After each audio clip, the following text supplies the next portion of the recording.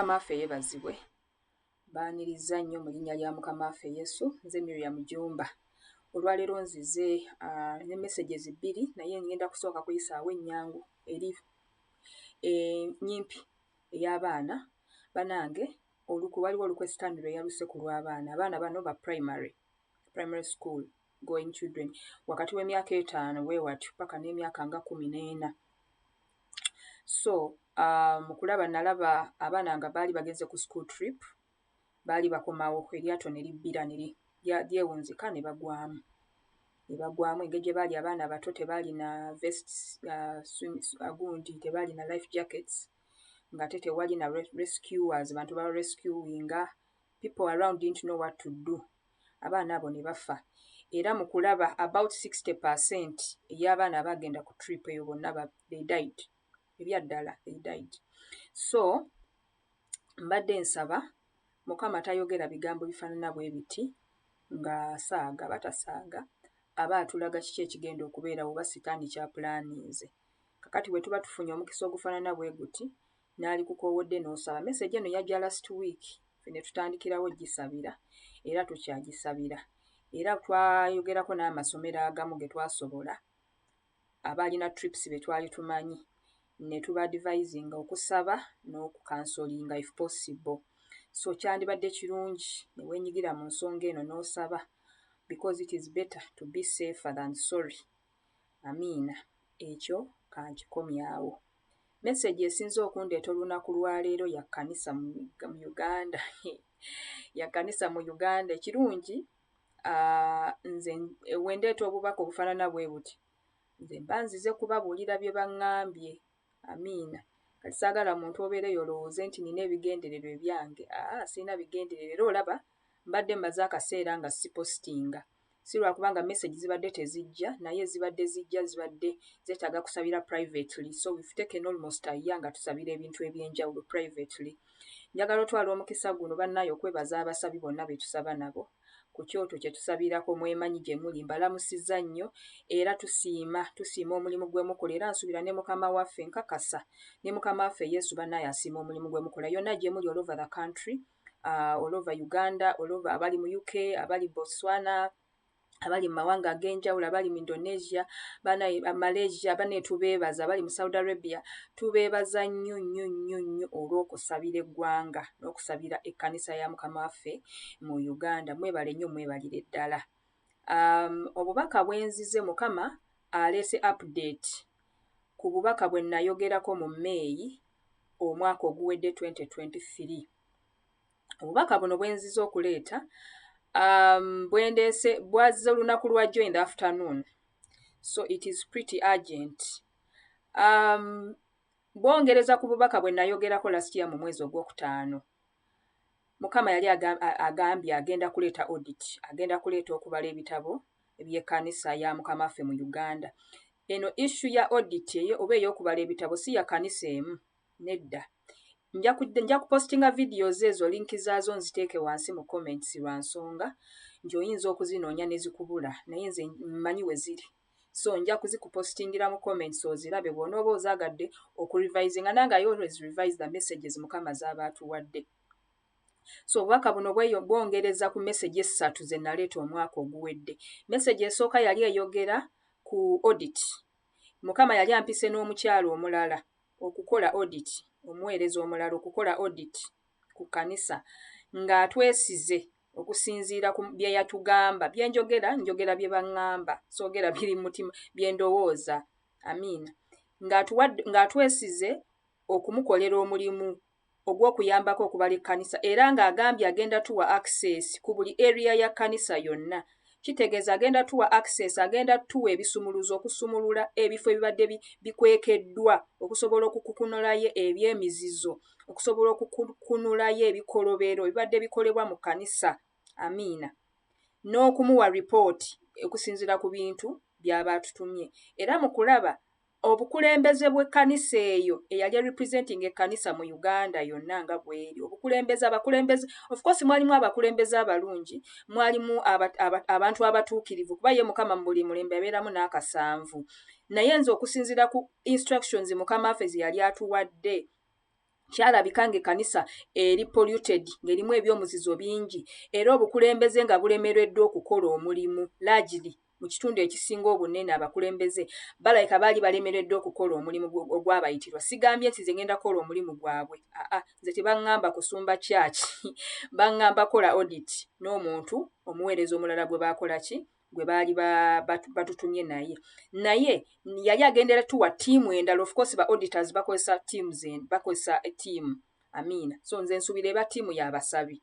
Kale obubaka obwokubiri bwali bukwata ku by'omuzizo ebyali bitudde mu kkanisa era ekifaananyi mukama waffe kye yatusiigira yali ddiini y'Abakatuliki. Nze gye nalaba engeri gye yali esinzaamu ng'ekkanisa ya mukama waffe ey'abalokole gye tuyita ey'abalokole nga yeegasse n'ekkanisa eya Roman Catholic Church ng'ebyo bye bakola naffe bye tukola. In fact yali ayimba mmisa oba yali akulembera ekitambiro kya mmisa yali ng'ayambadde ebyambalo bya faaza. Nabinnyonnyola bulungi nnyo ne nnyinyonnyola ensinza ne nnyinyonnyola engeri gye baali bambaddemu ne nnyinyonnyola sapuli ze baali bambadde n'ebintu ebirala nga tuli mixed up.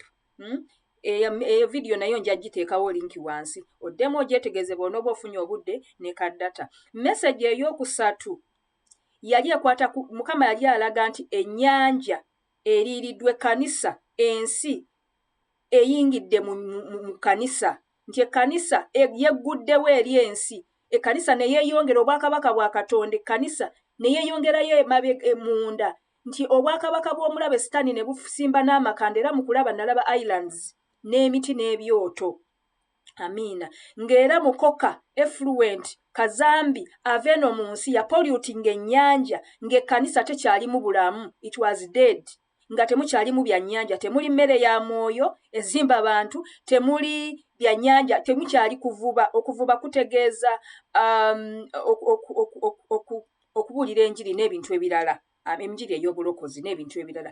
Ebintu ebyo nabinnyonnyola mu vidiyo eyo. Kati ngenda kuyingira mu bubaka obw'olwaleero. Lwaki nkuwa background eno? Omanye nti Mukama waffe ebintu bino abikolera mu mitendera and he is very serious about these matters. These are not my personal opinions. Nze singa nze nali ndeeta obubaka obufaanana bwe buti, I would probably have done a very different thing. Njagala okuzaayoko mabega mu vidiyo gye nayogerako ku audit, vidiyo eyasooka. Mukama waffe yatugamba nti we munaamala okukola audit ne mumpa report ne mumpa recommendations oba ebintu ebirina okukolebwa okusobola okuyambako okusinziira nze ku ngeri gye yayogeramu. Nange simanyi lwaki yalonda ffe, I don't know.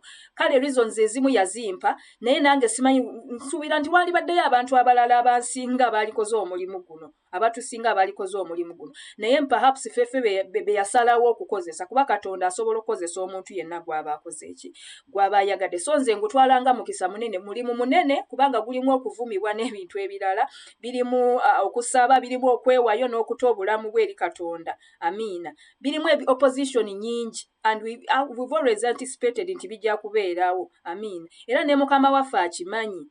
Naye twebaza nnyo Katonda nti atuganyiza mulembe gwaffe guno okubeera abantu abagenda okuyimirira ku lw'obutuukirivu, ku lwa revival, ku lw'amazima, ku lw'obwenkanya n'ebintu ebirala. Mukama asobole okutereeza ekkanisa kuba Katonda akozesa bantu. Amiina. Akozesa abantu nga nze naawe. Ate takozesa muntu lwakuba ye mutuukirivu, nedda.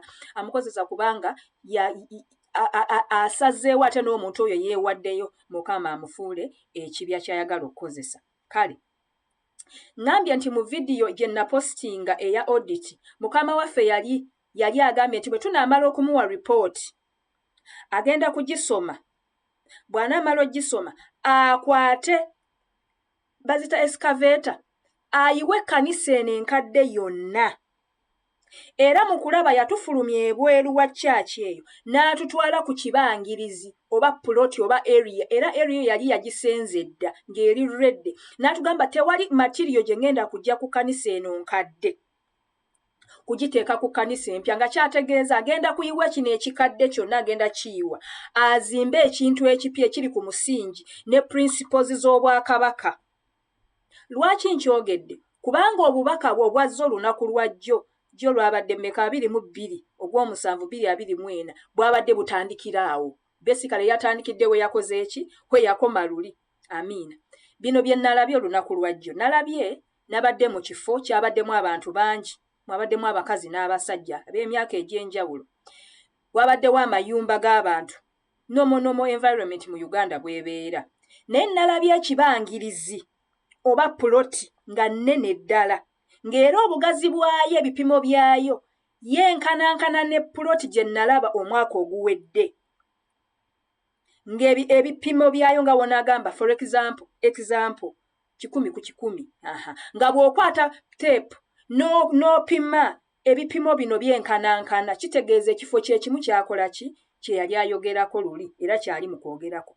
This time round nalabye omusajja ono yabadde ayimiridde mu area eyo mu kifo ekyennyini puloti eyo we yabadde ng'era baasenzeewo ng'olaba omanyi ekifo we bagenda okuzimba tewabula era awantu awo babadde tebazimbangawo nga tewabeerangawo nnyumba baasenzeewo ne batereezaawo nga balinda bulinzi ebikozesebwa bireetebwe. Amiina.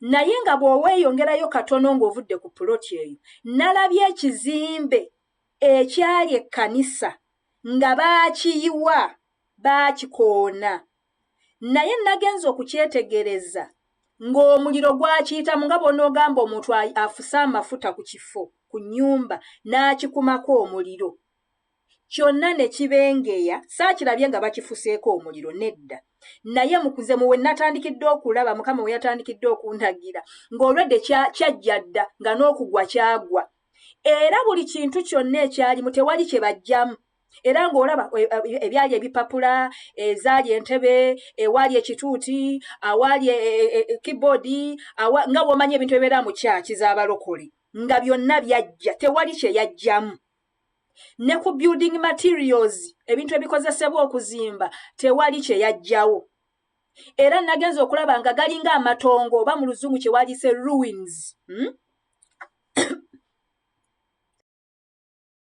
munsonyiwako katono so ekintu kye wandiise ruins mu luzungu amatongo ng'olaba omusingi we gwali ng'olaba bulooka of course bulooka singa omuliro we gwokya bulooka zisigalawo blocks zisigalawo bricks zisigalawo naye era ng'olaba zaayitiddwako omuliro kuliko olukkakka ng'era oziraba si mpya kati n'atuyita twabaddewo abantu twabadde bangi era mu kulaba mu magezi gange nategedde nti ffenna twabadde balokole ffenna be yayise n'atuyita n'atutuma n'atugamba mugende muleete building materials mugende muleete ebikozesebwa mu kuzimba omulimu yagambye nti ye ekimuleese ekisooka azze kupima ekifo awagenda okuzimbibwa ekkanisa empya. Amiina. Bw'amala okupima kubanga ye alina blueprint y'eggulu alina pulaani y'eggulu ekkanisa eno engeri gy'erina okufaananamu so nga kyekimulese omulimu guno nga tebasobola ndowooza kugwesigisa muntu nga nze oba ggwe nga Katonda yennyini yalina okusindika either Mwoyo Omutukuvu oba ye yasindise malayika ajja akole omulimu guno specifically ku kkanisa ya Mukama waffe mu Uganda so nga aleese ebipima aleese blueprint ekyokubiri ekyadde kimuleese nga building materials zonna ezigendako alina okusooka okuzikebera emu ku emu ng'ezitatuukiriza bisaanizo bya Bwakabaka tebabikkiriza kukozesebwa mu kuzimba nti ne we yali tutumya tuleete building materials buli omu we waleese nga by'oleese ng'asooka n'abikebera bw'abikkiriza ng'abikkiriza nga babiteeka mu storage bwe batabikkiriza nga babikugobya ng'oleeta ebirala paka w'oleeta ebintu ebyetaagisa naye mu kwogera yayogedde ng'alaga nti kyamangu so ekizibu kye tulina wano mu scenario efaanana bw'eti nti mu nsi ey'omubiri ebiseera by'eggulu byawukana n'ebiseera by'oku nsi ebiseera by'obwakabaka obw'omu ggulu byawukana nnyo n'ebiseera ebyaffe wano ku nsi ensi eno erabwako n'amaaso ag'omubiri oba ntegerekese kubanga Katonda ayinza okulaba ye ekintu ng'alaba obudde butono nnyo ate nga ffe tulaba buwanvu oba nga ffe tulaba buwanvu ate ye ng'alaba butono I don't know simanyi kipimo ki teyannyonnyodde kipimo sijja balimba teyannyonnyodde kipimo naye mu kulaba yayogedde nga kiri agent nga kyetaagisa era nga tulina ebbanga gere okusobola okukuŋŋaanya ebigenda okukozesebwa si ffe twabadde tugenda okuzimba ekkanisa yabadde ye yennyini master planner oba chief architect nga yagenda okuyisa ebikozesebwa nga ffe bye tuleeta, then ye aleeta ki abyoza bamalayika oba ye yennyini azimbe. Nze sijjukira kuŋŋamba nti mugenda kuzimba. Yagambye nti muleete ebikozesebwa. Naye mu kulaba abantu ababaddewo babadde bangi. Era ffenna twawulidde message y'emu. Naye ekyasinze okunneewuunyisa nti abantu abaagenze okukola kye babadde batugambye twabadde batono. Bwe mba ngeraageranya twabadde abantu wakati w'ekkumi n'ekkumi n'abataano, twabadde tetusukka. Simanyi kiki kye kitegeeza, naye nsuubira mu magezi gange. Njagala nnyo njawule wakati wa interpretation yange ne bye baŋŋambye mu kwolesebwa kuno. Njagala nnyo mbyawule. Amiina. Mu kutegeera okwange nze nsuubira nti omulimu guno newankubadde nga bagenda Mukama ayagala abantu bangi bagukole, batono abagenda okugonda bagukole. Batono abagenda okugonda bagukole. Era mu kulaba amazima gennyini ku bantu 10 wakati wa 10 ne 15 saalabyemu musajja yenna, nalabye bakazi bokka be babadde bagenda. Simanyi lwaki mwabaddemu bakazi bokka, simanyi. Ekyo gamazima nange simanyi lwaki bakazi be bagenze. Kubanga nabaddemu abo abagenze, nze nabadde mbalaba. Era abantu abamu ku bagenze ngamba manyi mu bulamu buno obwa bulijjo mbamanyi. Sijja kuboogera. Ne tugenda tunoonye ebikozesebwa. Teyatugambye nti mubijje wano oba mubijje wano. It was our duty okubinoonya. Ne tutambula, ne tugenda tunoonya. Naye nga abantu abalala abatagenze nga bayimiridde, abasajja abasinga bennalabe babadde bayimiridde, they were just observers. Nga tebalina kye bakola. They are not listening. They are not sigamba hearing baawulidde, but they are not listening. They were not participating. They were like observers. Nga balabula bikigenda mu maaso. Naye nga bakutte mu nsawo, naye nga balokole. Kubanga bonna ababadde awo ababadde batumiddwa bonna babadde bakkiriza. Ne tugenda okuleeta ebikozesebwa. Nze nzijjukira baneete munsekerera. Ebintu bye naleese g'amazima tebaabiyisizza. Baabingobesezza. Naleese bulooka. Yabaddeemu naye nga yeesalamu ebitundu bibiri. Nga bw'ona okwata ekitundu n'ekitundu nembireeta mu maaso g'omusajja ono yabadde antumye. Naŋŋamba eno bulooka yavudde ku kkanisa enkadde sigyagala. Naŋŋamba kasasiro ninjikasuka. Ffenna nga bwe twagenze 15 tewali yaleese bulooka. Tewali yaleese kikozesebwa kiri fresh. Buli omu yaleese bikadde. Ffenna. Era mu kwolesebwa kuno n'omuntu Mukama gwe yaŋŋamba okukolagana naye mu audit mu 2023 May. Naye yaleese bulooka, ye yaleese nezisingako yaleese 2 ennamba. Naye nazo zaadde ziva ku kanisa nkadde. Kitegeeza ki? Ekkanisa we tuli ku stage we tuli. Twagala enkyukakyuka. Twagala revival. Twagala obutuukirivu. Twagala Mukama atuzimbe. Naye twagala okukozesa ebikadde. Tulowooza nti emize gyaffe emikadde n'emitima emikadde gye gigenda okukola. Batugambye sigenda kukkiriza materiyo yonna ey'ekkanisa enkadde, ey'omuntu omukadde, eya rigimu enkadde egenda okutuula ku musingi guno gwe ngenda okusima omupya. Ndowooza ntegeerekese. Kanzireyo ko mu 2:23 Mukama yatugamba bw'ati nti mulimu abaweereza abeesigwa mu kkanisa. Mulimu abaweereza abeesigwa. Era abo ngenda kubaganya nyongereyo emirimu gyabwe mu kkanisa eno empya gye ngenda okukola ki? Gye ngenda okuzimba. Naye ngenda kuwanduukulula. Basically ng'alinga agamba audit eno agiresa waliwo ebintu byagenda okusengejja. Ng'empulungusa zigenda kusigala waggulu. Ebintu ebirungi, ebintu eby'omugaso bye biba bikola ki? Bye biba bisigala bye bigenda okukozesebwa. Nga bw'onoowuula eŋŋano, n'ogijjako ebisusunku. Kubanga kirabika ekkanisa gye tulimu kati yeetabudde. Twetabudde n'ekibi, twetabudde n'ensi, twetabudde n'ebikolobero, twetabudde n'emize. Ate tubimanyi. Naye ne bwe tubimanya tetwenenya, ne bwe twenenya tetukyuka. Era nzijukira mu vidiyo 2 ezaasemba eza audit nagamba bwenti. Kuba Mukama yakiteeka ku mutima gwange for several weeks. N'agamba bw'ati nti ngenda kuleeta omuliro mu kkanisa. Mwetegeke, ngenda kuleeta omuliro. Omuliro guno si gwa bubi, omuliro gwa purification. Kyova olaba nga bwe nkugambye nti olunaku lwajja Mukama we yabadde alaga ekkanisa enkadde, yalaze ng'ekkanisa enkadde baagyokya nga yayitamu omuliro. Ndowooza ntegeerekese. We twalemereddwa okuleeta materials zonna ezabadde zikkirizibwa ku standard y'obwakabaka bwa Katonda, nze ne ŋŋenda mu maaso g'omusajja kuba bannange bonna badde frustrated nga buli kye batutuma tugenda tukireete ng'omusajja akigoba n'agamba bino bikadde sibyagala, bino bikadde sibyagala. Twamaze obudde nze nagenze emirundi egiwera 6 oba 7 bwe nzirayo bwe bangoba. Ne ŋŋenda ew'omusajja ne mugaa tulemereddwa tukole tutya. Omwami yanzizeemu bw'ati, yambuuzizza bwe mubeera mu nsi nga mugenda okuzimba ennyumba mukola mutya? Naŋŋamba ogenda n'okwata enkumbi n'okwata ebitiiyo n'ogenda mu kifo ekirungi ekirimu ettaka eddungi ery'ebbumba n'osima n'ofuna amazzi n'okola akadongo ke bayita akadongo mu Luganda n'ofuna akatiba n'okuba bulooka bw'omala ozzikuba mu bipimo ebituufu ku kwalite entuufu n'ozaanika bwe zimala okukala ne muzipangamu ttanuulu ne mukubako ettaka ne wansi waggulu ne muteekawo essubi ne mutekubako ettaka ne muteekayo enku wansi ne muzookya. Bwe yakiŋŋambye ne ŋŋamba mujje tugenda kukuba bulooka. Abakazi bano babadde determined. Nalabye feesi z'abakyala bano nga bali determined nga bamaliridde okukola omulimu kubanga twamaze ne tutegeera ekyaki ekyokukola. Amiina.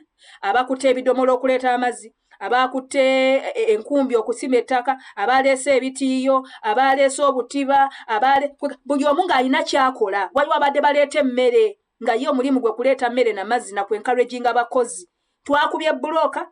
Ttanuulu zadde ziwerako teyabaddemu kuba twabadde batono ng'abakazi 15 naye twakoze omulimu ku speed nga bwe tumala bwe tugira nga omanyi ensi y'omwoyo oluusi edduka. Nagenze okuva komawo mu magezi gange nga tuli mu kwokya ttanuulu nga tuli mu kugyokya. Naye ekyannumye abasajja tekwabadde musajja. Ekyokubiri abakkiriza abasinga abaawulidde obubaka baasigadde bayimiridde nga tebalina kye bakola nga bakutte mu nsawo zaabwe. They were observers. They were not participants or partakers of this job. Mukama ategeeza ki? Mukama ebintu bibiri. Ekkanisa enkadde yakkiriza nga bwe yakyogera mu mwaka oguwedde. Ekkanisa enkadde bagenda giyisaamu omuliro. So buli wonna w'oli weeteeketeeke waliwo omuliro ogujja. Simanyi shape na form gye gugenda kutwala, but Katonda buli waba ayagala okuleeta audit, buli waba ayagala okutuukiriza ekkanisa oba omulembe akozesa nnyo omuliro oba embeera enzibu enkakali. Katonda agenda kusengejja.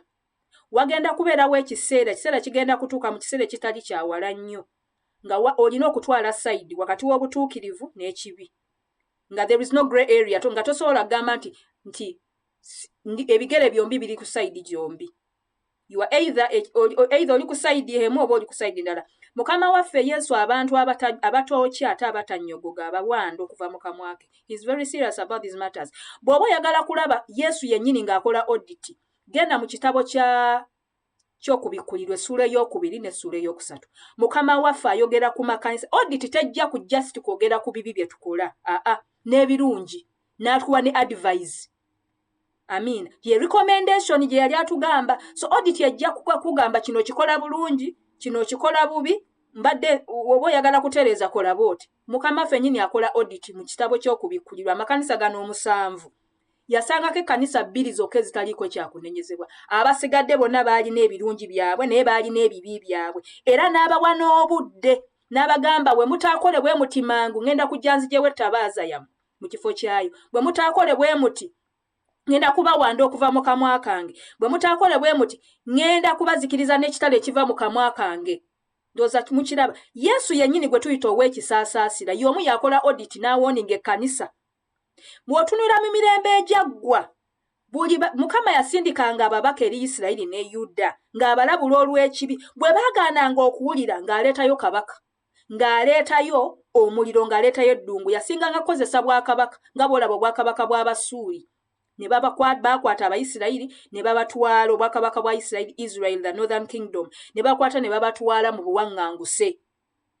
Amiina. Yuda naye bwe yagaana okukyuka nabo babakola ekintu kye kimu. Nebukadduneeza ne bamuyita, Mukama n'aganya Nebukadduneeza n'ajja n'akuba ekibuga kya Yerusaalemi nga ne Danyeri mwali n'ababatwala. Siga nti Danyeri teyali mutuukirivu. Oluusi ebintu bino bwe bijja naawe omutuukirivu oyinza okugenderamu, naye Katonda abeera n'ebigendererwa ebirala ebirungi. Amiina. Baalina kumalayo myaka 7 era Yeremiya yabalabula n'abagamba muzimbe amayumba eno mu buwambe gye mwajja mugenda kumalayo myaka 7. Mukama tagenda baganya kuddayo paka nge ekibonezo kyammwe kikoze kiweddeyo. Mukyuke mukomewo eri Katonda. Buli Katonda bw'aba tuwa warning nga abakkiriza ne tugaana okuwulira, ne twesiba ku kibi, ne twesiba ku nsi, ne tusirikira ebikolobero n'ebintu ebirala under our watch, especially abakulembeze we bagaana okuyimirirawo okukola omulimu ogw'abatumibwa. Mukama aleeta omuliro, kubanga omuliro gwo guba gujja bayitamu bulungi musobole okukola kye mulina okukola. Katonda akikola kubanga aba atwagala.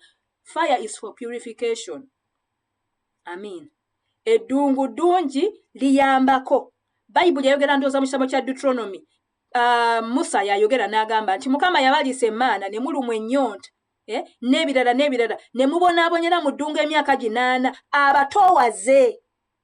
Kubanga abatoowaze abakyuse mutegeere nti omuntu taba mulamu na mmere yokka naye na buli kigambo kyonna ekiva mu kamwa ka Katonda. Buli mulembe Katonda aleetayo omuliro, aleetayo eddungu, aleetayo akasengejja asobole mu mulembe gw'Eriya same thing. Mu mulembe gw'Eriya Katonda yakola ekintu kye kimu. Kale obubaka bwe buno obubaka bwangu ngambye nti Mukama aleeta omuliro. Omuliro ogwo gugenda kunookinga down ebintu ebikadde. Then Mukama agenda kuzimba ekipya, tagenda kukozesa materials nkadde.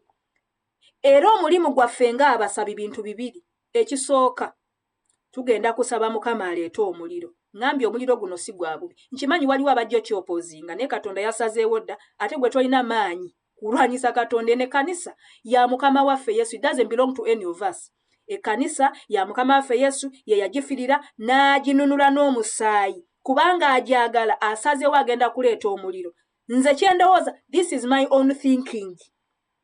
Agenda kikola ku levels ez'enjawulo. Asobola kikola ku level ya individual kubanga naawe oli kanisa. Asobola kikola ku level ya family ng'alina byalongoosa. Asobola kikola ku level y'ekkanisa as congregations. Naye asobola n'okikola ku level z'ekkanisa yonna mu Uganda. Mukama we yali ayogera naffe mu 2023 yatugamba bw'ati nti ngenda kutandika n'ekkanisa emu nga ngikoze nga pilot oba ekyokugezesa. Bwe munaamala omulimu ogwo, I'm going to roll out this all over the country. Kiki kyategeeza nti kanisa emu Mukama agenda gironda esooka ekolebweko audit, basimeesime buli kyamuzizo ekiri mu kanisa bakifulumi, basengejje batereeze, bamenye, bazimbe. Bwe kinaggwa then balyoke bagende nga bakikola mu makanisa amalala. Nsuubira kino ekintu kigenda, Mukama alina abaweereza abalala baafuseeko amafuta mu sizoni eno okola emirimu egifaanana bwe gityo. Amiina. Kale so ndowooza obubaka butegeerekese. Ekisooka tusabe Mukama aleete omuliro mulungi for our own good. Nkukakasa waliwo ebintu ebimu ebitagenda kufuluma kanisa paka nga Yesu yennyini akiyingiddemu, paka nga Mukama waffe yennyini akoze eki akiyingiddemu. Mbadde nkulabula oba nkuwa amagezi, tolwanyisa Mukama kyakola. Mukama mumuleke, tumuleke akole kyayagala. Naawe kennyini bw'oba olina ebintu by'obadde okola ng'obimanyi kuba tuba tubimanyi. Ekkanisa saazo teyalibadde mu bintu bya kuwoggana ebitali mu makulu ebitagasa Bwakabaka. Twalibadde tugwa wansi ku bigere ne twenenya kubanga okubikka ekibi oba okubikka ebibi oba okukola ebintu ebitagasa Bwakabaka it's not taking us anywhere. Amiina. Nze mbadde nsaba bwe kiba kisoboka mu kifo ky'okukola ebintu ebirala twalibadde tugwa ku bigere ne twenenya ng'ekkanisa kuba eby'omuzizo amazima. Bwe tunuulira obubaka bwonna Mukama bwa yali aleeta from last year yatugamba mudduke mufulume Babylon n'atugamba tweteeketeeke waliwe kuga he's basically warning us over and over again. Amin. So ekiseera ky'omuliro banne tekiba kyangu nkimanyi naye kyekyetaagisa ekyo kimu ekyokubiri tugenda kusaba Mukama atuwe ebikozesebwa kubanga yatuwadde omulimu ffe tubireete. Ye okusinza ku pulaani ye n'ebipimo bye ne timing ye yagenda okuzimba ekkanisa. Agamba bw'ati ngenda kuzimba ekkanisa ku Lwazi n'amaanyi ag'emagomba. Ani ayogera? Yesu yagenda okuzimba ekkanisa si bantu. Ye yagenda okuzimba ekkanisa ku Lwazi n'amaanyi ag'emagombe tegajja giyinza. Tukkirize Mukama alongoose ekkanisa. Bane Mukama abampere nnyo omukisa. Abatusabira, abatwagala, abatuwagira, Mukama abawe nnyo omukisa. Mubeere bulungi. Ze Miriam Jumba. Bye bye.